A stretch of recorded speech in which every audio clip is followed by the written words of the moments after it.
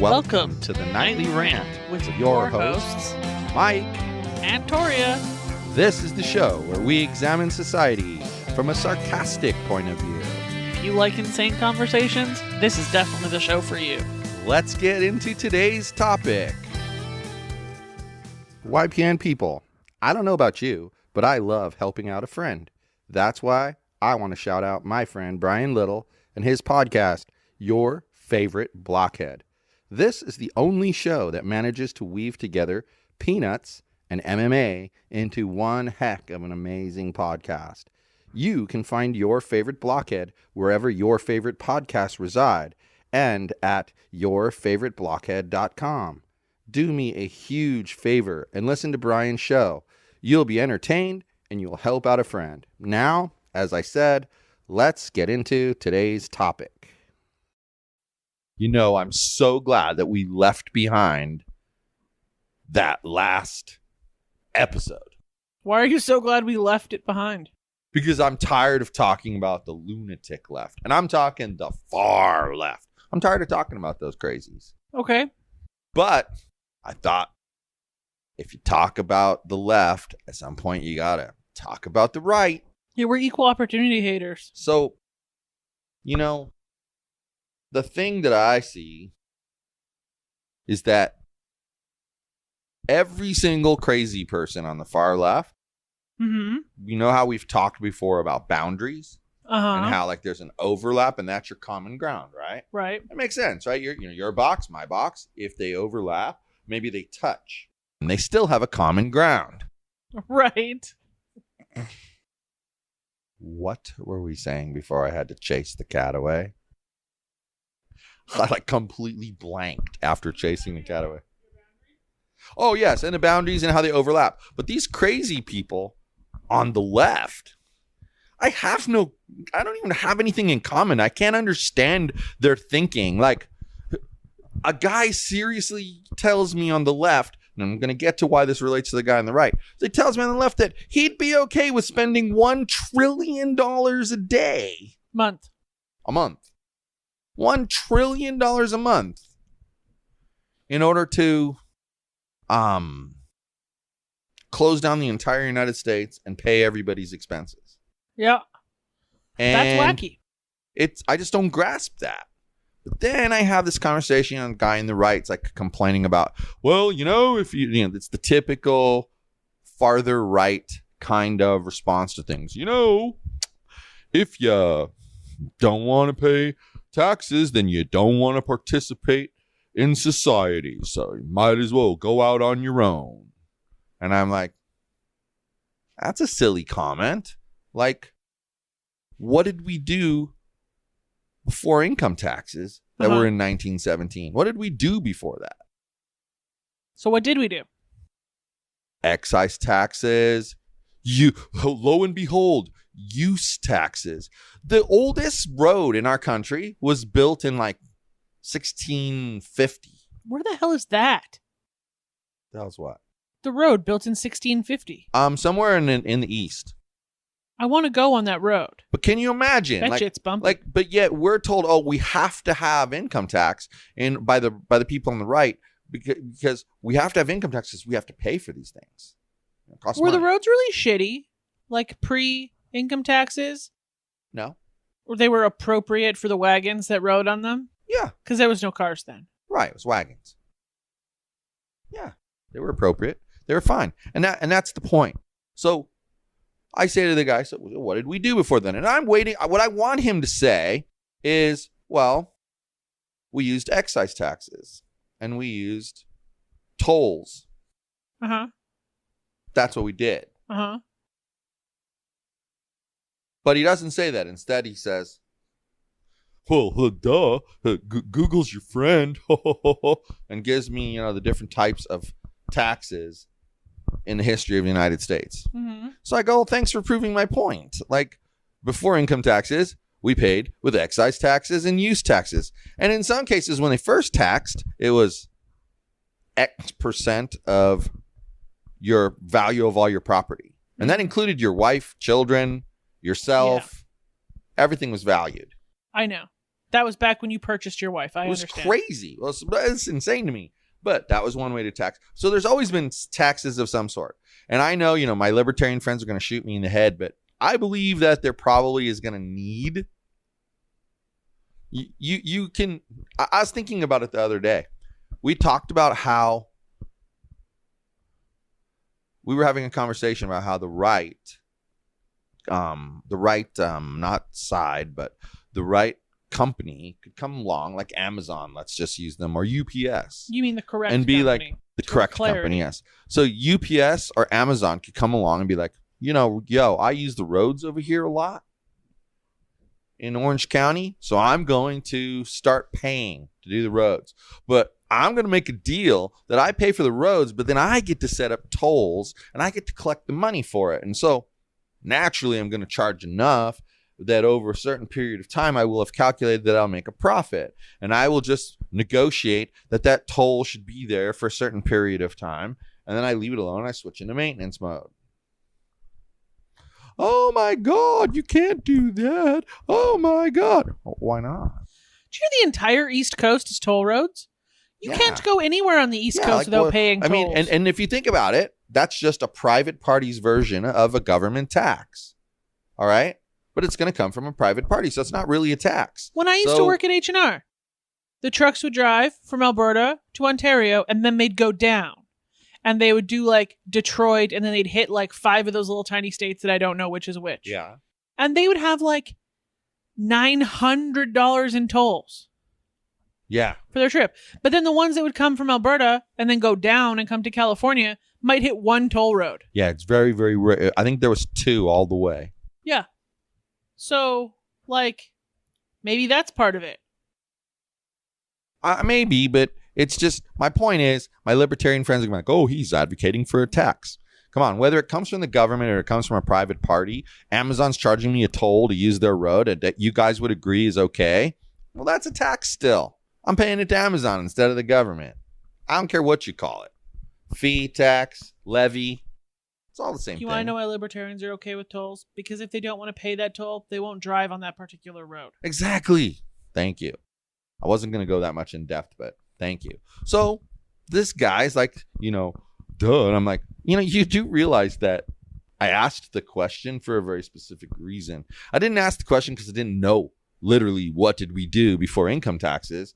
The question was intended to get you to admit that would you agree that we had excise taxes and use taxes? And he goes, of course, that's how they paid for things. Well, okay, then why did we need an income tax to pay for something that was already paid for? Right. Well, here's this great argument. Well, there's more people, which means there's more people using those services, which means you're generating more money because there's more people. Well, no, that's not true. I go, just keep it simple, dude. If there's 100 people and they each pay $1, you make $100. If you increase that to 1,000 people and you don't raise the price of the dollar, it's $1,000, which is more than 100. Why? Because you increase the number of people. And every time you increase the number of people, you make more money. So don't tell me that it doesn't matter how many people there are. It only matters the price, because that's not true. Well, then he goes, well, you just don't understand that, our police wouldn't have money and our schools wouldn't have money and, this wouldn't have money. And I'm like, that's not true. Like police, I thought about this. Use the police as an example. You pay police are districted, just like they normally would be. Uh-huh. And they cover this area. So either in your rent, mortgage, like, property tax bill, or lease, there's a fee that's going to go pay for the police department. Right. Again, it's a tax, but you're paying it to your landlord. I think the reason that it's interesting for taxes to be more local than federal is that, like, you're paying for those police to protect your neighborhood. And if don't want to pay for those police to protect your neighborhood, you can move somewhere else where you like the police, or you can move to an unincorporated area where there are no police. You get to make your own choice, but the bigger thing there is that you can also choose to walk away. You could choose to walk away, like you said, but you could also wind up taking more ownership of your community, more pride in your community. It would certainly give a city council a lot more authority. Yes, it would strengthen them quite a bit. But then that's part of the problem I with think the you'd idea. also need to elect more of them. Yes, because part of the problem with the idea is that it's too easy to be corrupt at that low level. Yeah. So, but anyway, bro does all that, and I'm like, well, here's the thing: if I don't have to pay the 35% income tax, then I'm gonna save $35,000 per $100,000 and put that in my pocket. But then, which is a fuckload of I money. only drive the roads, 2 to 3 times a week. I don't drive the road 7 days a week, 2 to 3 times a week. So I'm gonna pay so much money.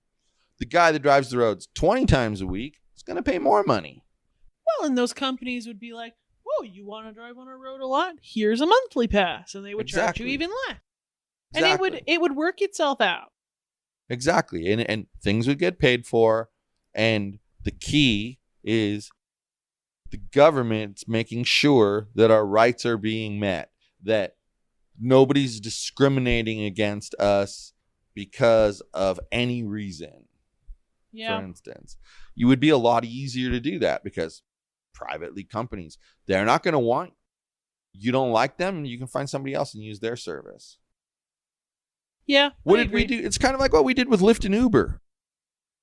We used to Uber all the time, and then we would Lyft once in a while. Oh, like that lady who wanted us to look at her weird mall. And we got weird Uber drivers consecutively, like over a long period of time. Like the guy twice going to Santa Ana, and a guy like drives like a maniac. The And guy that was clearly smoking weed right before we got in the car. Yeah, like there's just so many things. And so we switched to Lyft because we don't have those experiences with them. And I can't tell you why, because a lot of drivers drive both.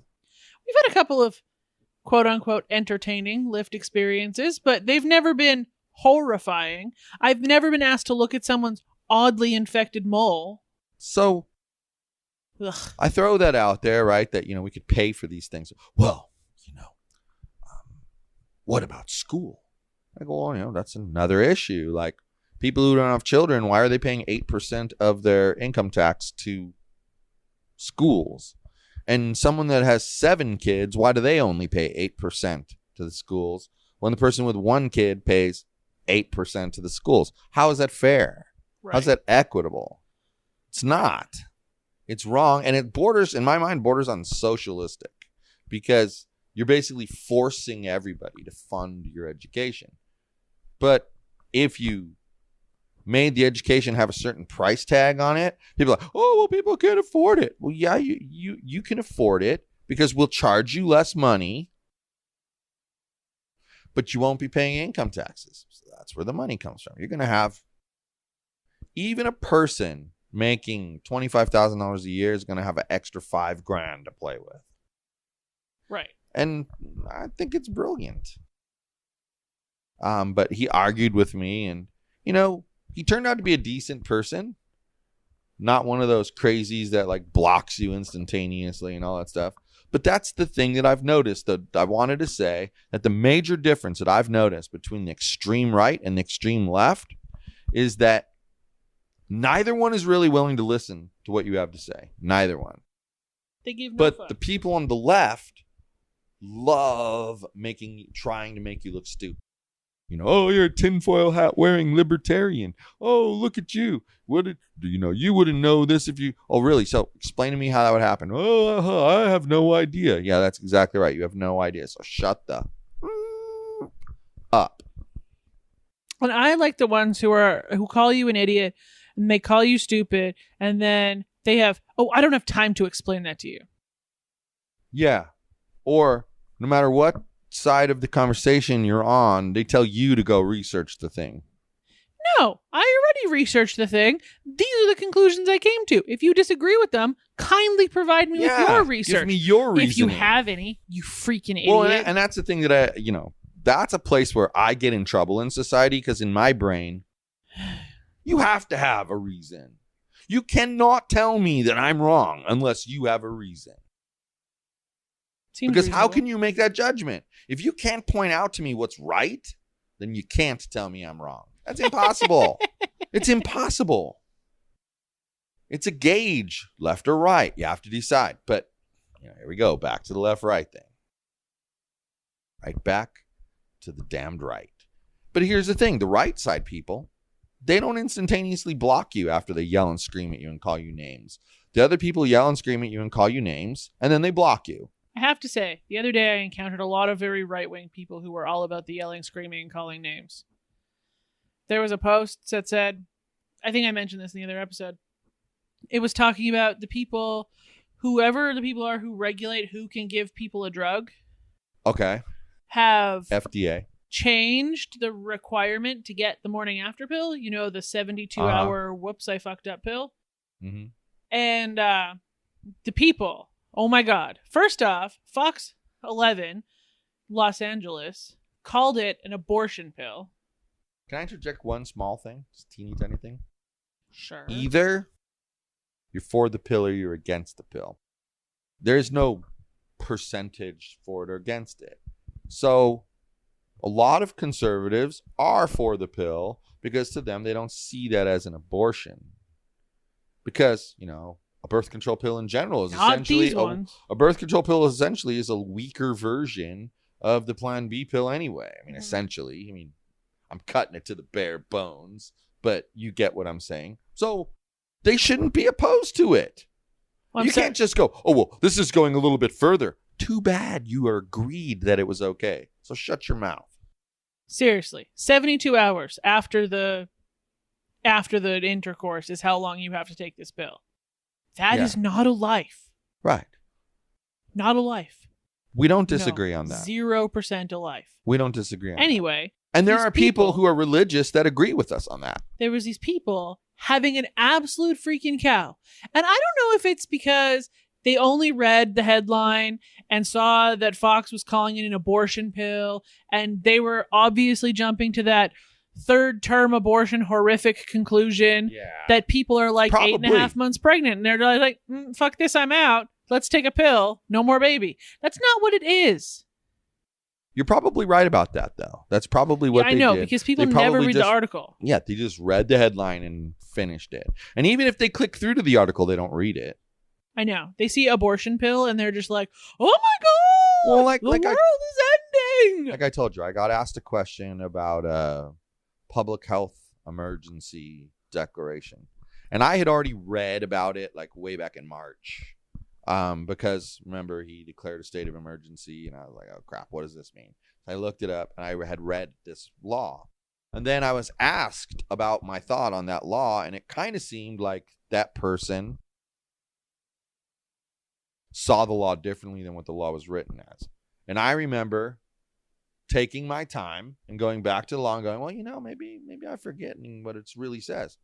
Looked through it, piece by piece, wrote down my notes, piece by piece, got through the end. Boom. I had what the law actually said, provided it. Person agreed with me. That is how you have an adult discussion, right? Hey, this is what I think. Well, here's why I don't think that's true.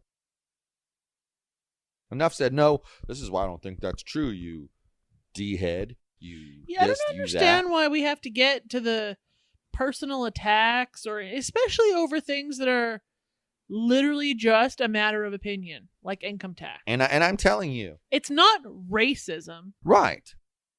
Sorry, but there is a side of racism that you're on, and you're just a fucking dirtbag. Well, but there's not a side of income tax that you're on that makes you a dirtbag. No. Sorry, there isn't. No. And the point is, you've tried it your way for a while and it hasn't worked. So how about we try it my way? That's kind of my attitude. Your way doesn't work. Let's try my way. Is there something wrong with that?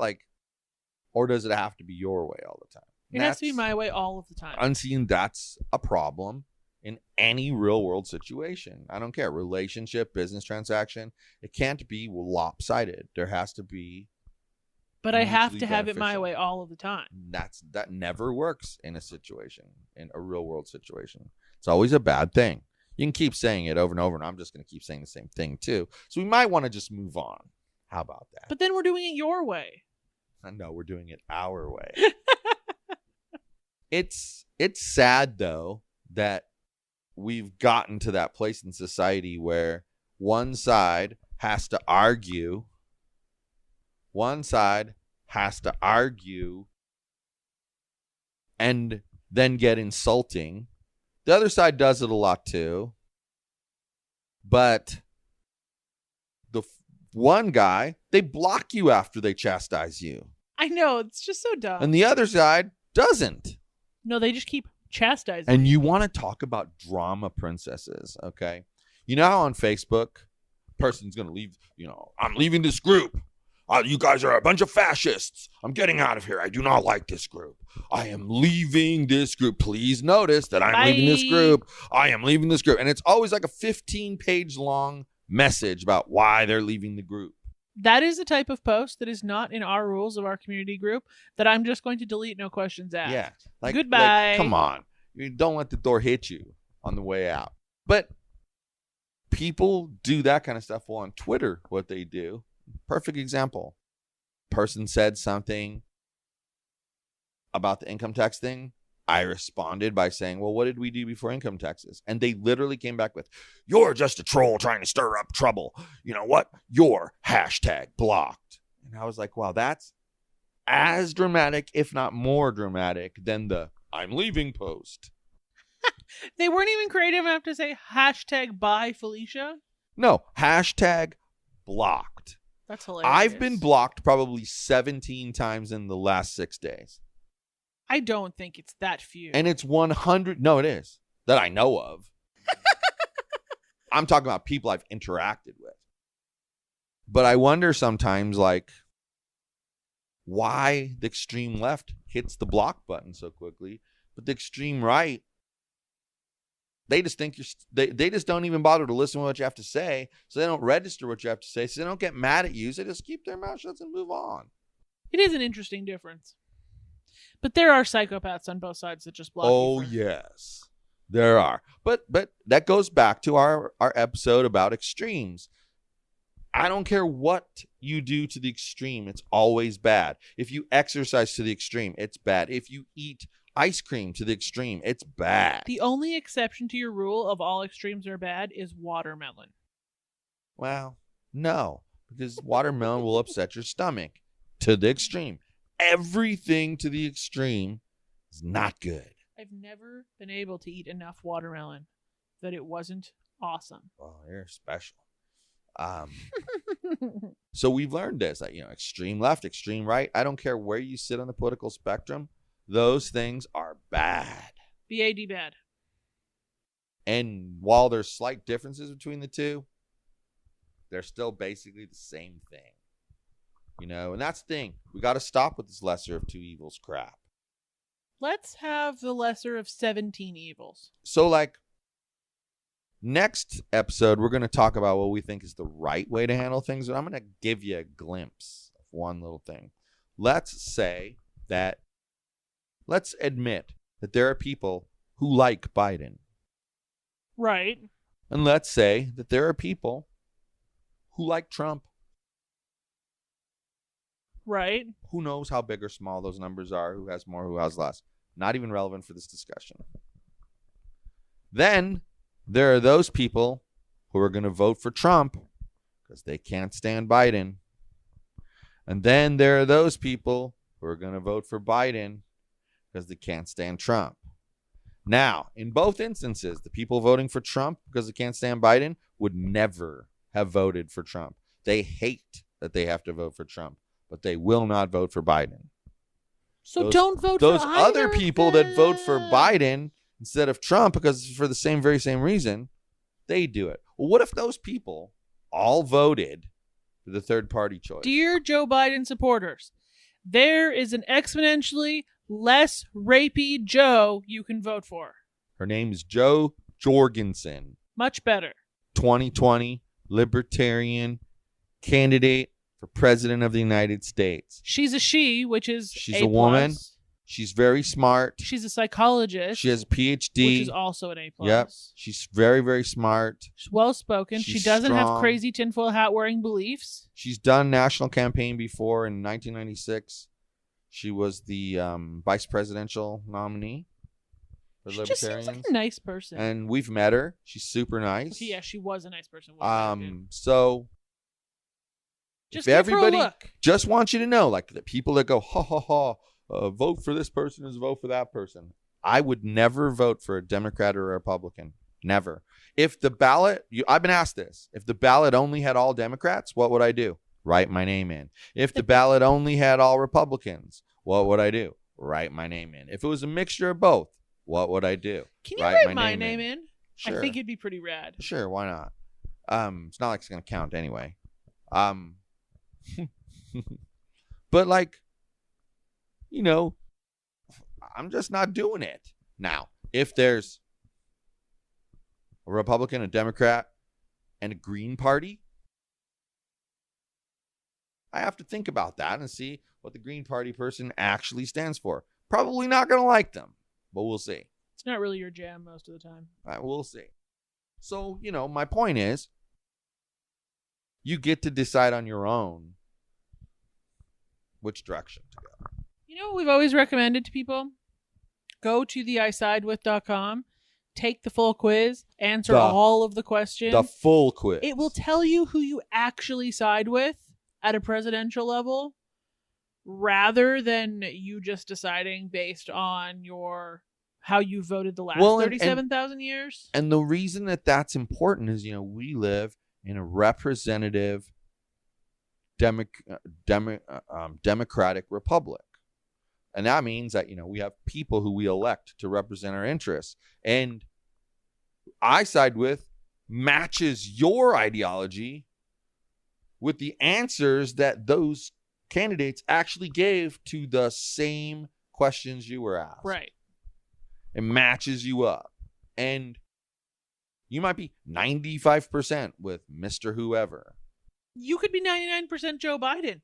In that case, vote for Joe Biden. Exactly. Do it. It's a matter of Zero going to be judgment. better represented by the person that you're more aligned with. It doesn't have anything to do with them being a Democrat, Republican, because in the end, those people always vote in their own best interest. You know what's interesting? Always. I took the I side with before the 2016 presidential election, and the person I got in top place was like 94%. That I agreed with that person, 94%. This time I took it, and the top was 83. The next closest underneath it was 62, and then if you're going for Libertarian, Green, Democrat, and Republican, then it was like 42 and 35. Like, that's how I agreed with those four parties. I'm not telling you which was which, but like there was a big disparity, and it was a lot less close to 100%, which I thought was interesting. It is interesting. And I took the full quiz. I think that site helps because it points out who you're more likely going to be better represented by, like who you agree with more. And that's what's really important. I tell my kids, vote for the person who you think is going to do the best good for you, your family, your career, your friends. Exactly. That's who you vote for. And everybody does the same thing. And by doing that, they pick a person. I mean, and essentially, that's the reason for approval voting. Approval voting just goes, here's 5 candidates. Pick the ones you think could do the job. Well, by doing that, they get this cross-section of, 95% think this person can do the job, and 94% think this person can do the job. So the 95% guy, he's going to get the job. You know what would be rad? If instead of voting for a candidate at the election boxy thing, you just took the I side with poll, all the questions. Yeah, and your vote was the top person. You. It just votes for you. Do you know you can handle every issue with one giant long quiz? I'm sure. Yeah. Well, and of course they're going to say the problem is that you can manipulate the questions so you can get the answer that you want. But hey, I digress. I go off on a tangent like always. Usually. Now that your tangent is done. But just remember, next time we're going to talk to you, next episode, we're going to talk to you about I don't remember. the how we see the correct approach being. Oh, yeah. We kind of went there this time. You guys that have listened a long time are really going to get to know who we are. And those of you who are new can use this next episode to get to know who we are. It'll probably be the only episode where I actually conclusively tell people where I live politically. Yep. Ruh-roh. It's going to be fun. So, with On that, I have terrifying designated note. Survivor to get back to. And then I need to switch to something else so that I can actually sleep tonight. So, Good night, everyone.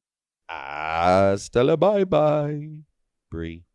Thank you for listening to the Nightly Rant. If you enjoyed the show, please give us a 5-star rating on Apple Podcasts or Google Play.